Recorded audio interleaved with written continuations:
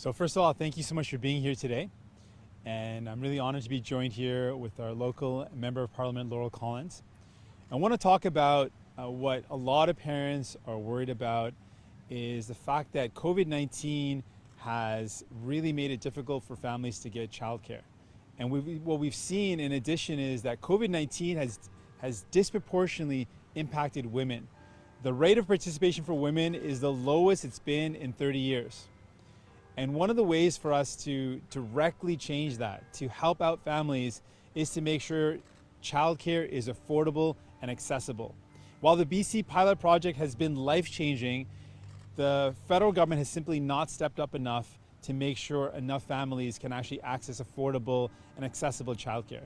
So what we're calling on the federal government to do is we put forward a motion. And in that motion, we called for an additional $2 billion of funding for childcare now for this year to fill in the gaps required because of smaller sizes in terms of spaces for childcare and the additional equipment and staff required.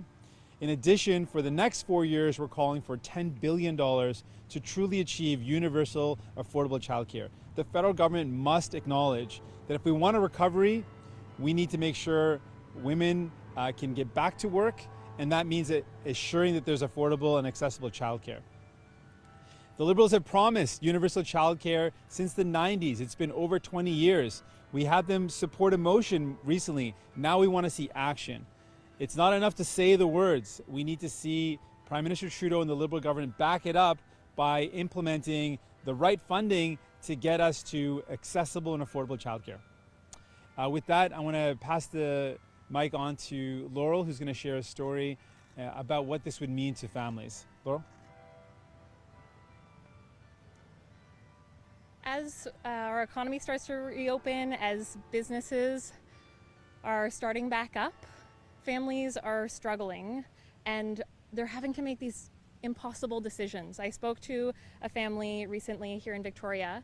They have a 4-year-old and they have had to make the tough decision for Anna, the mom, to not actually return to work, to stay home to care for her child while her partner returns to run his small business.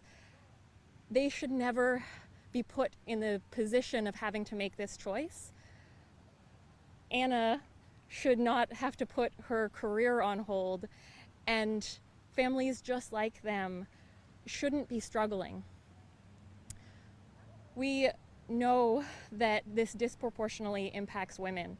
And as Jagmeet mentioned, we are at the lowest point for women's participation in the workforce in 30 years. That means we have lost the gains that we have made over the past 3 decades. The lowest in 30 years. This staggering and unacceptable fact should prompt swift action. But instead, the Liberals continue to offer a patchwork system that isn't actually going to fix the problem for families like Anna's and so many others across Canada. And COVID-19 has brought the childcare crisis into sharp focus. But families have been struggling with these issues for years, for decades, and it's because of years and decades of underfunding from Liberal and Conservative governments. Anna deserves better. Families just like hers deserve better.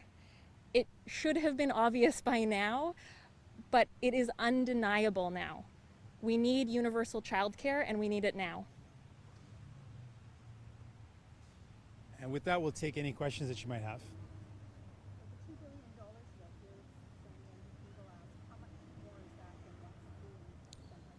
So it's an additional $2 billion to the $640 million that was announced by the federal government in an agreement with provinces.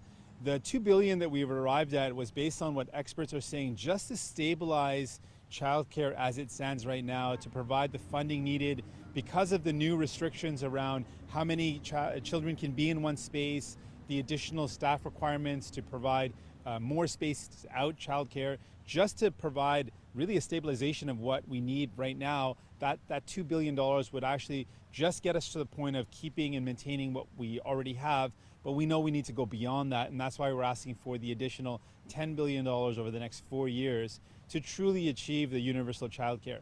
And just to put it into really stark contrast, if we're 3 decades behind, we've lost 30 years of advancement when it comes to women's participation in work, then the recovery, this is an opportunity for us to make the investments to ensure women are getting back into the workplace. And there can be no economic recovery if parents can't get back to work. And parents can't get back to work if there's no childcare.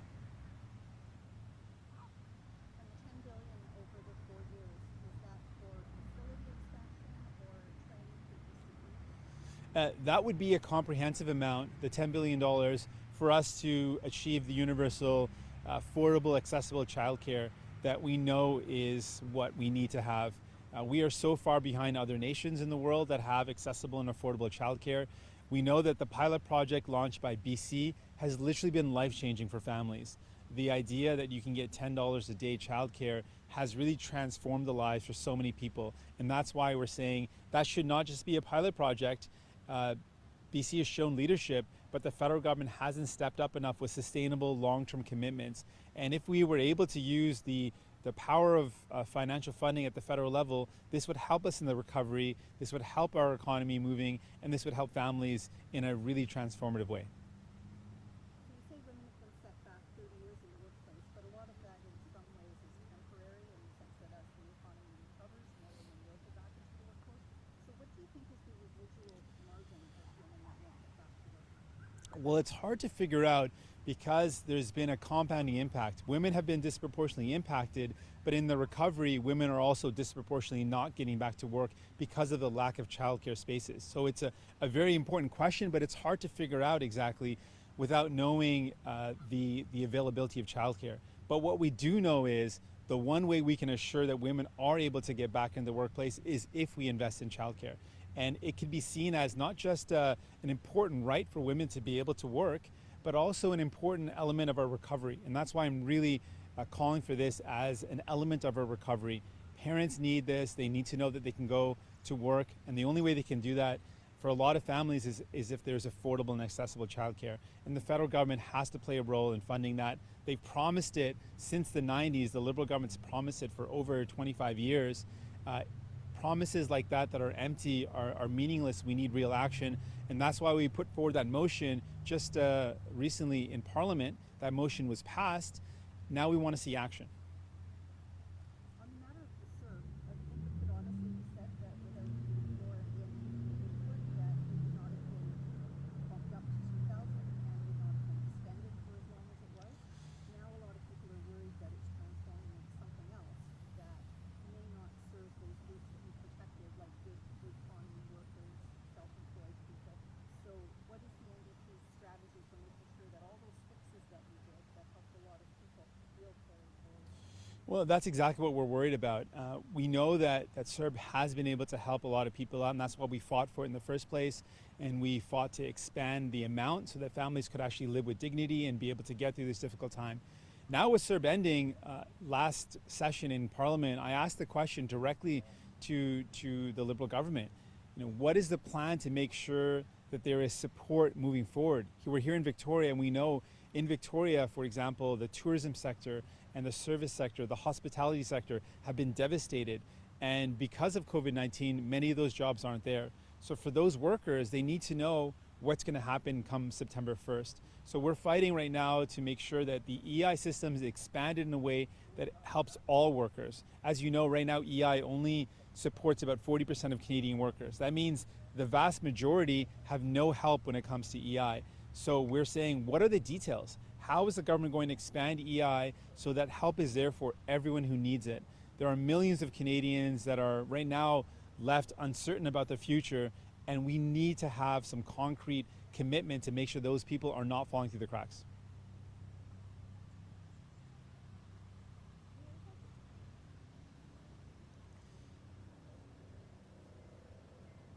Thank you so much. Appreciate it. Thank you.